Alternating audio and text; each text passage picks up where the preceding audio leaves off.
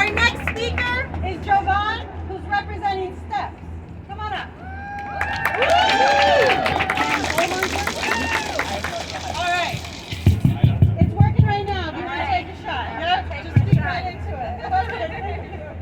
Thank you, thank you. Good afternoon, everyone. Happy Denim Day. Yes, I'm so happy to be back in person. I'm honored to be wearing a cape made by our group members from Steps to End Family Violence. So just if you want to take a look at it later on, please do. It's beautifully, beautifully made. And yeah, once again, my name is Jovan Martinez. I am the Senior Community Educator with Steps to End Family Violence. Our program is Early RAP, Early Relationship Abuse Prevention Program. And what we do is we are in the middle schools talking to students about how do we continue to create a consent culture, right? How do we end rape culture and create consent culture? How do we talk to our students and have these conversations? Well, we do them through workshops, and you'll be surprised. So many things that the students know, but then so much that they don't know. And I just want to say to everyone out there, no one is too young to have conversations about consent, about body. Not matter the age. You might think they're too young to be talking about it, but I can promise you they're talking about it whether we notice it or whether we don't. So let's continue to have these conversations and create brave spaces for students to share their stories, because they have lots of them. I want to leave y'all with a poem that I wrote today, and it is called Speak Out in Style. Today I was feeling good, so I put my best on, my dark washed ripped jeans and my nice dark blue vest. I looked in the mirror, my outfit was sick. My makeup looked good, I had on a fresh pair of kicks. I walked out the door, no one could stop me today. The sun kissed my skin, the wind carried me away. I got to the corner and this guy came my way. Dang, Ma, you look good. Let me take you with me. I rolled my eyes and kept on my way. He said, don't be looking that good if you don't want attention from me. Oh my goodness, this is gonna be the day. It was later that day, I went to a party. I was looking real good because I got that body yaddy yaddy. I'm dancing alone to my favorite song, wearing my favorite jeans that I got from my mom. When someone grabs by my waist, trying to dance, I tell them to stop, but they can't seem to understand. I tell them I came here alone to dance, and they tell me, well, dang, you should have went home. Should have never took this chance. The next day I wake up, struggling to find something to wear. Maybe I should wear sweats and a tee so that they don't stare. Maybe I should walk around in a potato sack. I bet if I wore that, they wouldn't look back. But then I thought to myself, it's my jeans, it's my choice. It's my style, it's my voice. I can wear what I like. It's time we speak out in style. Someone just passed me the mic. There is never an excuse to cause sexual violence. By using our voice, we begin to break the silence. It's time to teach all folks, young and old, that no matter what someone is wearing, doesn't mean they want to be catcalled. Doesn't mean they're just out looking for attention. We should be able to be fashionable and not have to question. Am I wearing too much? Should I cover up more? Will they start to judge me when I walk out the door? Well, now I'm using my fashion and making a statement. With each step I take, every time I hit the pavement, I'll be wearing what I want, because my fashion is versatile. And every time I speak out, I'll be speaking out in style. Thank you so much.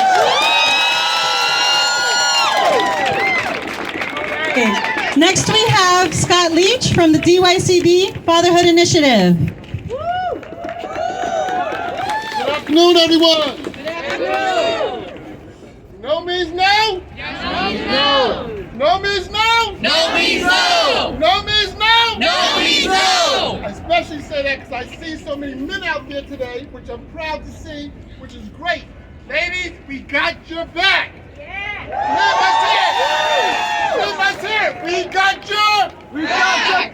We got your back. We got your back. Okay, so I'm Scott Leach, DYCD Father Initiative. I oversee fatherhood programs across the city of New York City. I'm just here to say that we're supporting the young ladies and the women in this movement. We're proud to be part of this movement and the work that we do. Tonight we're going to be having a conversation that's going to be on YouTube talking about consent. Because, gentlemen, it starts We got to start talking to our fellow brothers in the world and tell them no means no. No means no. And we got there First. Thank you very much.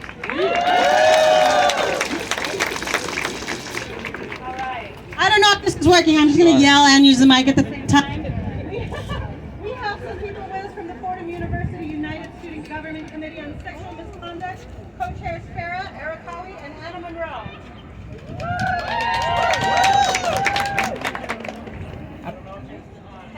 Just yell at them.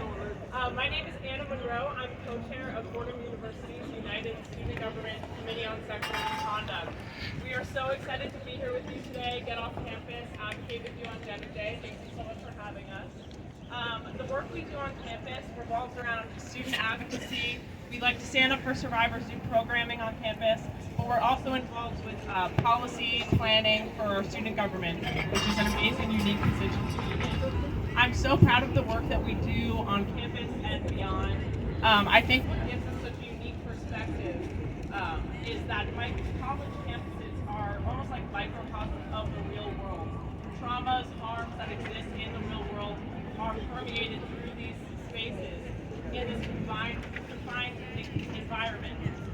And these are people who are experiencing independence for the first time and may not be equipped with the tools and support systems to deal with these traumas. I'll speak louder. So we are so, hello. We are so happy to kind of help students who are experiencing independence for the first time, engage with them, offer resources for them, and do this work so that people can feel supported and advocated for on Fordham's campus and in our community and New York City beyond. Thank you so much for having us today. I'm going to pass the mic to my lovely co-chair, Farah Elwood. All right, hello everyone. Thank you, Anna, so much. And thank you for having us today. We are so humbled to be here. It's not every day that we get to speak to such a wonderful group like you guys. Happy Denim Day. We are thrilled to have a chance to talk to you and learn more about what CSM does and what we do on campus. This year, Anna and I really wanted to target campus culture and how we talk about sexual violence and sexual prevention. This year, we also... Hello? Can you guys hear me? Awesome. Okay, here we go. This year, Anna and I wanted to target campus culture directly. We trained every single sports team we have on campus. We gave them different workshops tailored to different teams, and we had a really tough conversation with them about what it means to be a survivor, what it means to be an advocate for survivors, and what it means to be men and women for others. As we are Fordham students, we are inspired by our Jesuit values that teach us to care for the whole person. And as a survivor myself, shout out to all of you guys in the crowd that might be survivors as well. I see you and I hear you, and most importantly, I'm there for you. And as college students in the most transformative 4 years of our lives, it's on us to be a part of the change, and we are so lucky to be a part of that change. Thank you, Fordham, for representing. Our next speaker works with an organization, Womankind, one of our survivor speakers. Okay. Hi, my name is Chantal LaFawn, and it's an honor to be here amongst my fellow survivors. I hope you can hear me. Woo! Have you ever had one of those days where anything that can go wrong will go wrong? These are one of these days. On my way here, I was running late. It was just anything you can think of. I had to regroup. I had to ask myself, what does healing mean to me? And this might have to ask yourself that too. So, as I asked myself that, I kept going. I ran for the train. I saw a young lady being chased for $4. I gave it to the owner because she's only trying to survive. I got on the train. I saw a mother with 2 children looking like she's in need of help. I gave her $20 and ran on so they could just have a meal from McDonald's. As I got here, I got lost. And I started processing, wow, what does healing really mean to me? So I sat down and I read. And I'm going to share this with you because I won't be before you long. And please hear the word and my heart. And it reads as such. And not only this, but with joy, let us exult in our suffering and rejoice in our hardships, knowing that hardship, distress, pressure, trouble produces patient endurance. And endurance, proven character, spiritual maturity. And proven character, hope, and confidence, assurance for of eternal salvation.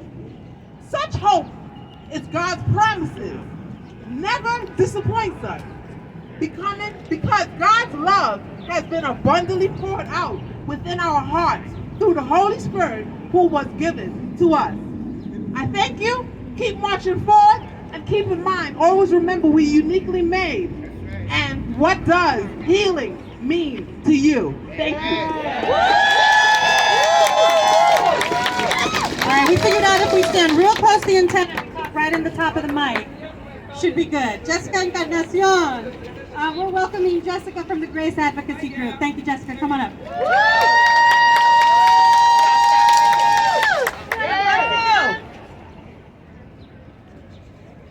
Today is the day. I want you to know you are not alone. Look amongst all the beautiful, courageous people in the crowd who too have experienced hurt, who too have experienced pain, who too have been abused, who too have been mistreated, whose rights were violated, whose mind was manipulated. You are not alone.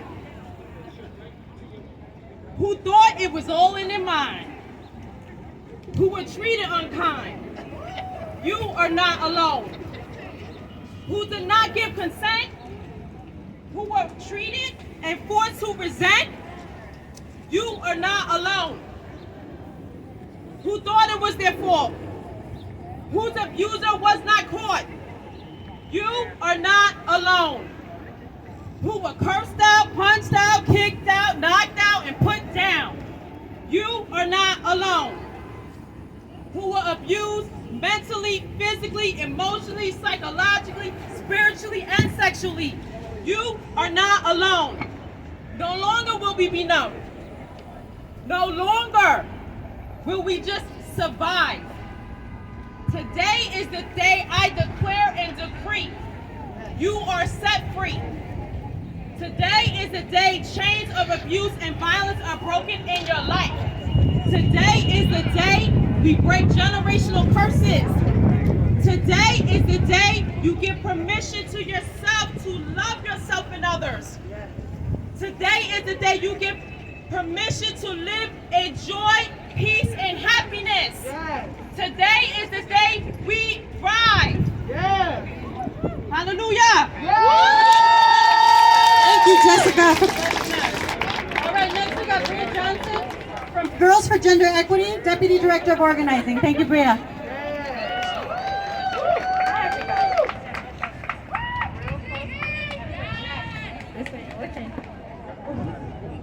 Can y'all hear me? Yes. Okay. You gotta yell. I gotta yell.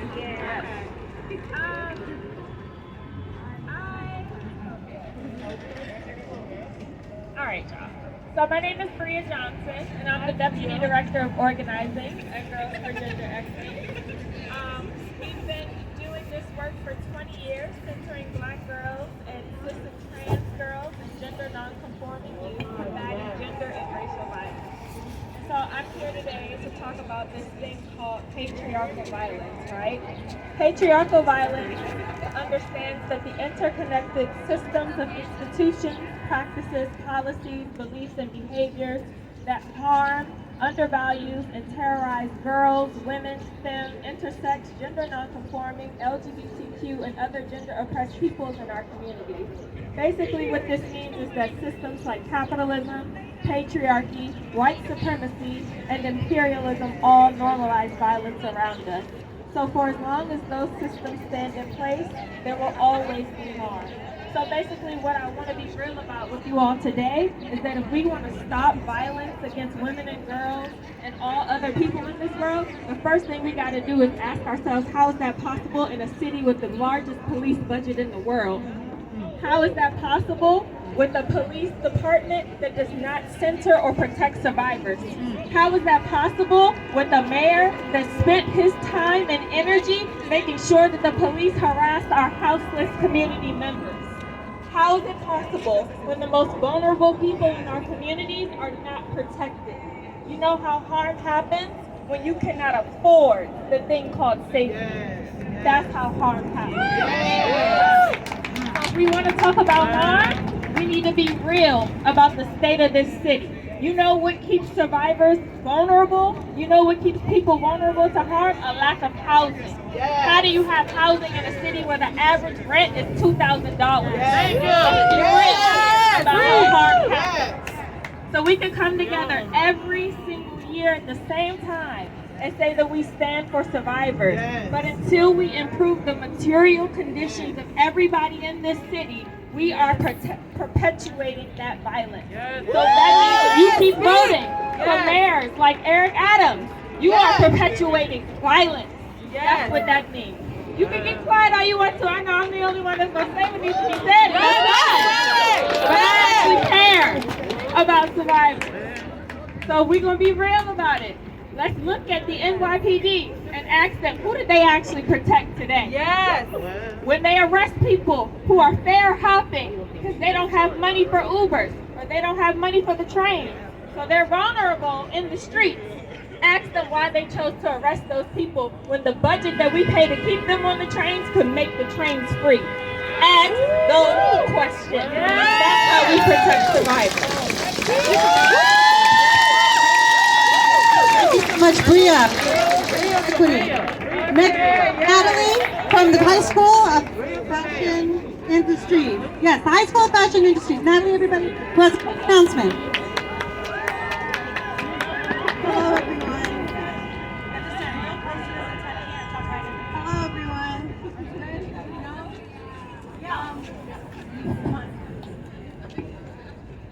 I have the joy of learning about consent and sexual violence with a bunch of young people who were inspired to create denim pieces at the High School of Fashion Industries to showcase awareness about what it means to have consent. We invite you guys to attend our fashion show this Friday at the High School of Fashion Industries in Chelsea. More information about it is on the Instagram, HSFI_RAPP. Again, HSFI_RAPP. We would really appreciate your support. All donations are going to the Women's Shelter for Domestic Violence. Thank you so much.